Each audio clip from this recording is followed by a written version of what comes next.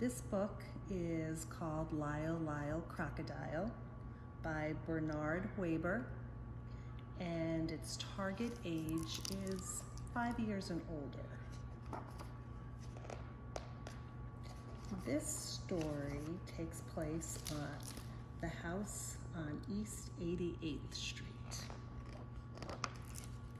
It began one sunny morning when the citywide storage and moving company truck pulled up to the house on East 88th Street and unloaded the belongings of Mr. and Mrs. Joseph F. Prim and their young son, Joshua. It was a trying day for everyone. Mrs. Prim just couldn't decide where to put the piano, and Mr. Prim's favorite pipe was accidentally packed away in one of the dozens of cartons lying about. Swish, swash, splash, swoosh. Loudly and clearly, the sounds now rambled through the house. "It's only a little thunder," Mrs. Prim assured everyone. When a citywide storage and moving man carried in their potted pistachio tree, everyone rejoiced. The truck was at last empty. The movers wished them well and hurried off to their next job for the day. "Now I'm going to prepare our lunch," announced Mrs. Prim. "But first, I want to go upstairs and wash these grimy hands." Swish, swash, splash, swoosh. A puzzled Mrs. Prim stopped to listen. By and by, her ears directed her to the bathroom door. "What can it be?" she asked herself as she opened the door.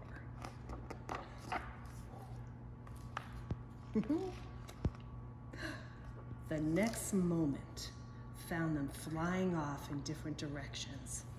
"Help, help," Mrs. Prim cried out as she struggled with a window stuck with fresh paint. "Operator, operator," Mr. Prim shouted into the telephone, and then he remembered that it was not yet connected. Joshua, who had heard everything, raced to the front door to be greeted there by an oddly dressed man who handed him a note.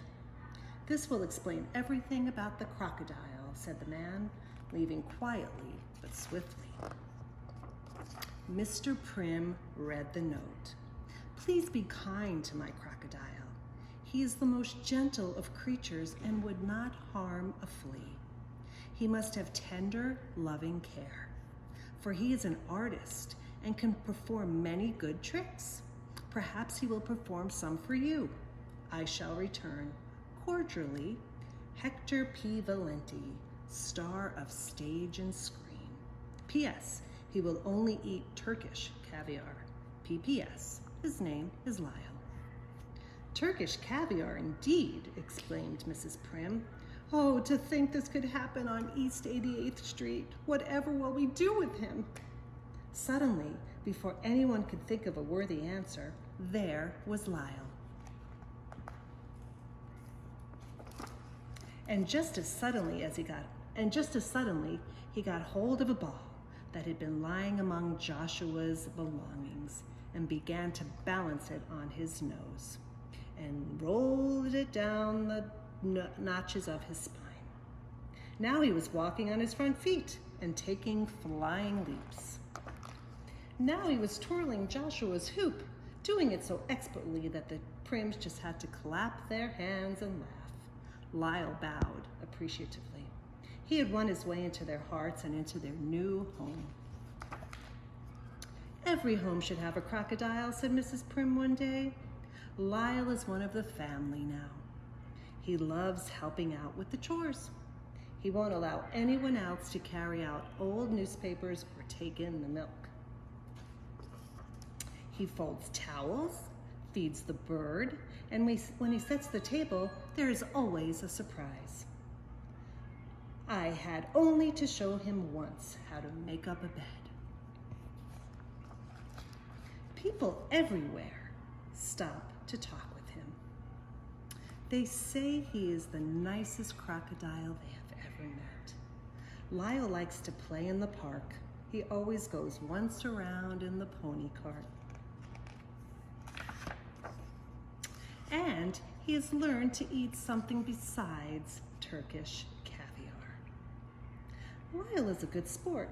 Everyone wants to play on his side. He is wonderful company. We take him everywhere. Just give him his Turkish caviar and his bed of warm water, and he is happy as a bird. One day, a brass band paraded past the house on East 88th Street. The Prim family rushed to the window to watch. They called for Lyle, but there was no answer. Look, someone pointed out, it's Lyle. He's in the parade. There was Lyle doing his specialty somersault, flying leaps, walking on front feet and taking bows, just as he did the first day they laid eyes on him. The people watching cheered him on while Lyle smiled back at them and blew kisses. A photographer was on hand to take pictures. The next day, Lyle was famous. The telephone rang continually, and bundles of mail were dropped off by the door. One letter was from someone Lyle knew particularly well. Mr. Prim read it. Just a few words to say, I shall return. Cordially, Hector P. Valenti, star of stage and screen. P.S. Very soon. P.P.S. To fetch my crocodile. Several days later, Mrs. Prim and Lyle were in the kitchen, shelling peas when they heard a knocking at the door. It was Hector P. Valenti, star of stage and screen. I have come for Lyle, announced Signor Valenti. You can't have Lyle, cried Mrs. Prim. He is very happy living here, and we love him dearly. Lyle must be returned to me, insisted Signor Valenti. Was it not I who raised him from young crocodilehood? Was it not I who taught him his bag of tricks? We have appeared together on stages the world over. But why then did you leave him alone in a strange house? Asked Mrs. Prim. Because, answered Signor Valenti, I could no longer afford to pay for his Turkish caviar. But now Lyle is famous, and we shall be very rich. Mrs. Prim was saddened, but she knew Lyle properly belonged to Signor Valenti, and she had to let him go.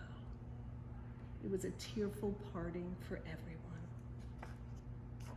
Signor Valenti had big plans for Lyle. They were to travel far and wide, stay in many hotels,